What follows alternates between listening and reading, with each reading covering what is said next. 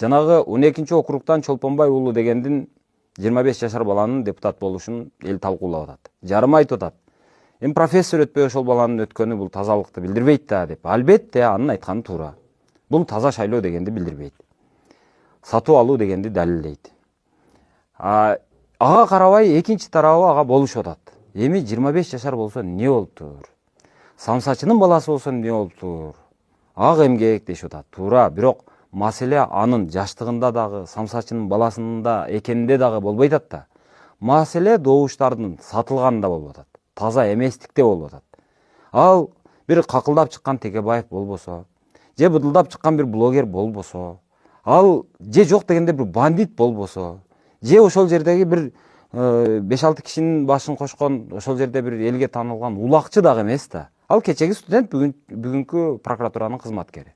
Ал дээрлик элге таанылбаган киши барып туруп эле жөн эле ыйлешип дагы өткөн жок да.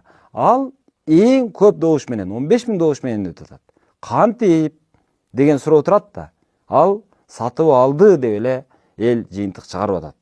Ошого бардыгыбыз ынанып турабыз. Бирок эми мен айтайын дегеним, эми биз билебиз, ошентип ойлойбуз, ошол бойдон ал кала берет. Болгону ал жигиттен эми эч кимибиз эч нерсе үмүт кылбайбыз.